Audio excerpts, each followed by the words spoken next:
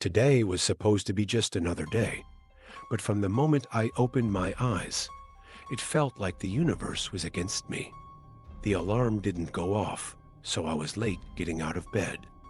The shower ran cold, my toast burned, and before I could even get out the door, I spilled coffee on my shirt. By the time I got to work, I was already on edge, but I kept telling myself to stay calm. Just make it through the day, I thought. Get home, crack open a cold beer, and watch my favorite game on TV. That was the plan. Simple enough, right? The day dragged on, each hour feeling like an eternity. Meetings that should have been quick dragged on, and every little task seemed to go wrong. Frustration kept building, but I kept it in check. I just needed to get home. That was all I needed. Finally, the workday ended. I almost ran out of the office, desperate to put this terrible day behind me. As I drove through the heavy traffic, I tried to stay calm. The radio played softly in the background, a small comfort amidst the chaos of the gridlocked streets. All I wanted was to get home, sit down, watch my favorite game, open a canned beer, and forget about the day. But then it happened.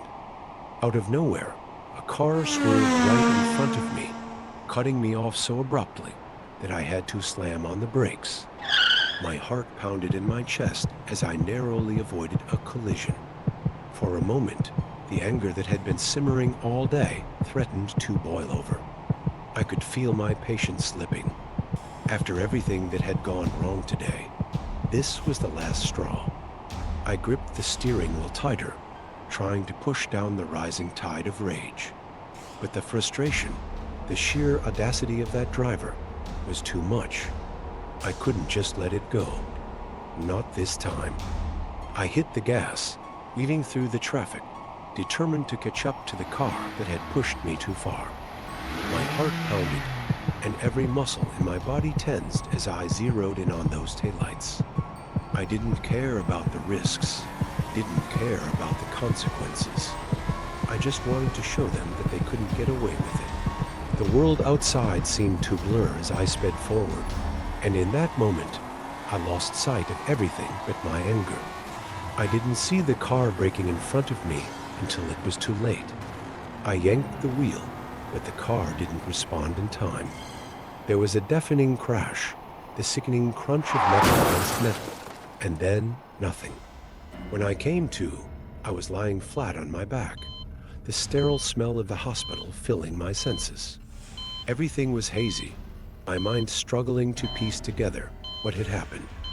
The accident, the anger, the reckless decision to chase down that car, it all came flooding back. The doctor stood beside me, his expression a mix of sympathy and gravity. "Mr. Leo," he said, his voice calm but firm, "you were in a severe accident. You're lucky to be alive, but there's something you need to know." I stared at him, the words not making any sense. Amputation? My leg gone? The shock was like a punch to the gut. I tried to move, but all I felt was the empty space where my leg should have been. The weight of my actions pressed down on me, suffocating. I had just wanted to go home, relax, and forget about the day. But now, my life would never be the same. My anger had cost me more than I ever imagined, and the universe had made sure I paid the price. As I lay there, the reality of what I'd done settled in, and I knew there was no outrunning the consequences of that single reckless moment.